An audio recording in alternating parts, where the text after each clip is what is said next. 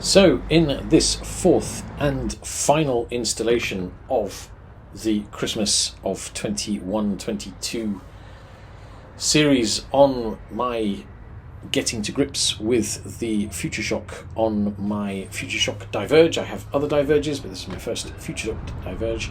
I put a GoPro with high frame rate on the front to show you how the yellow stiff spring works in various scenarios across railroad, on speed bumps and in sprints.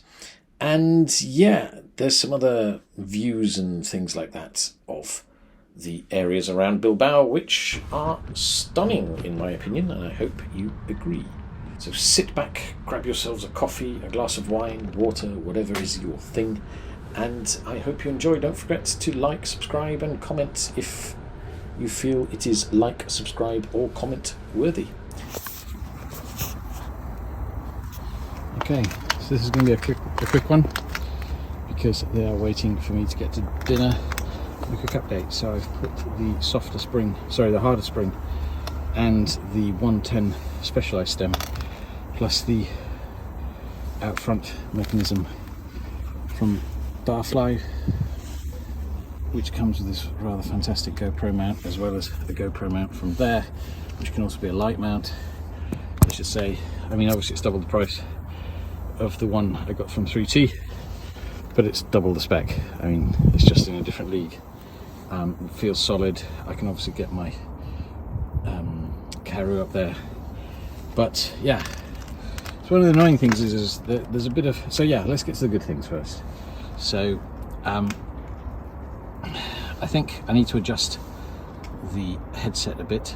You can see it started making a noise halfway back in last ride. It was fine after I put the harder spring in.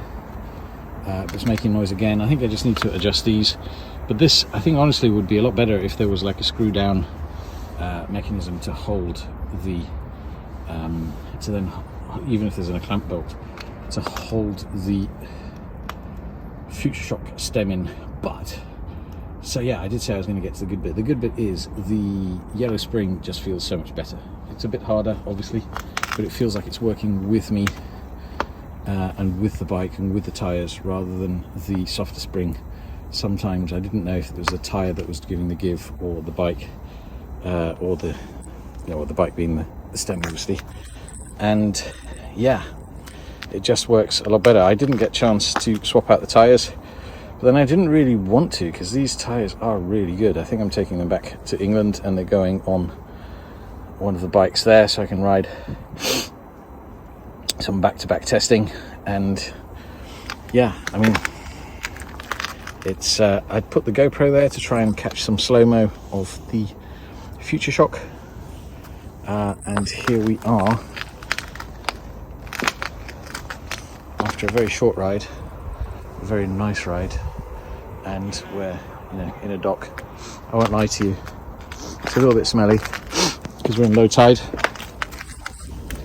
and just as it would be in London at low tide, but anyway. So yeah, there's a nice protective strip on the underside of the bike, which my 2018 doesn't have, but I'll probably put one on anyway because I think if that's an aftermarket it'd be quite good. And yeah, I hope you like this brief update. There's nowhere near as much sag. I'd say the sag is only, well, it's less than a centimetre sag. Okay, so in the absence of a sagometer being a thing of which I travel with at least, here is a little bit of video, and you can see it's at about a third, whereas with the medium spring it was about half compressed a lot of the time. And obviously when you've only got 20 millimeters or 2 centimeters, I believe it is, of suspension, then if half of it is sag, then you're really only left with a centimetre of compliance either way.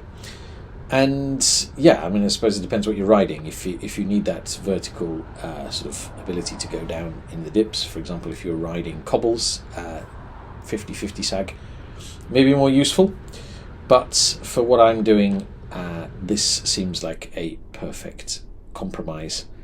And I'll show you a bit more in a minute of going over some speed bumps. Unfortunately, the GoPro packed in, I think due to the cold, the temperature dropped 10 degrees, so I didn't get to do the train tracks going back, but I think the train tracks should be the same in both directions, to be honest. So let's get back to the little walk around and some views around here. But quickly, before we do that, let's have one last slow-mo view of, and a quick view, obviously, followed by a slow-mo view of another speed bump. This time I've slowed it down a little bit more, courtesy of the GoPro, the new GoPro's high frame rate, which is fantastic. I'm sure you will agree. And I'll try and get some GoPro footage, slow-mo footage, with a softer spring at some point. But yeah, lovely. I suppose, yeah, a trick that's missed is that you can't really order this as an afterthought, because the frame is slightly different.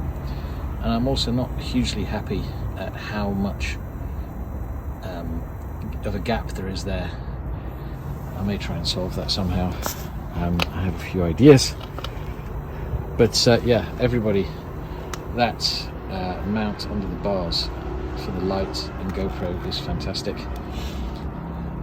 as well as the out front. I think I'll be taking the stem mount and the front plate, at least of a stem, which should fit on another Specialized bike.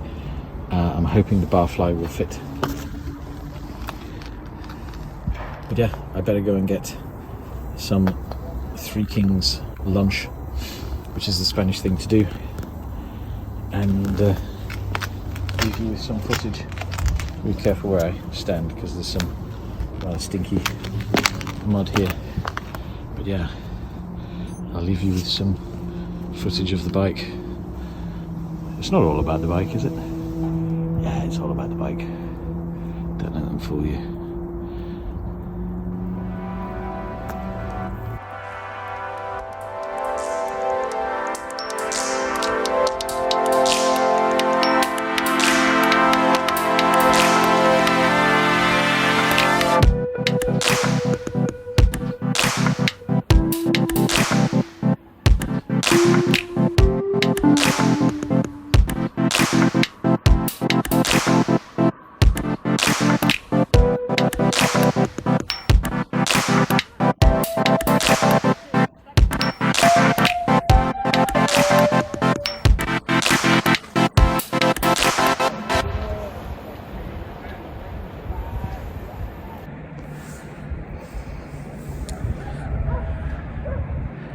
Yeah, there are worse places to ride.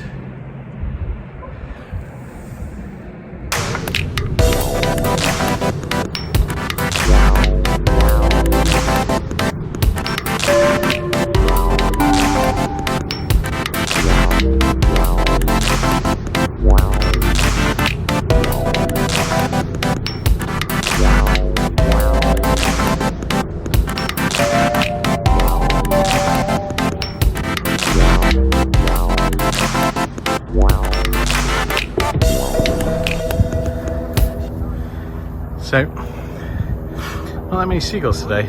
Obviously, they're busy eating the Three Kings roscon. But look at that. Imagine hitting that bit of floating wood at speed. It's the size of a jetty. This is the river. Let's give it wide, because it deserves wide. That helicopter. Look at that. Stunning. Right, let's get on.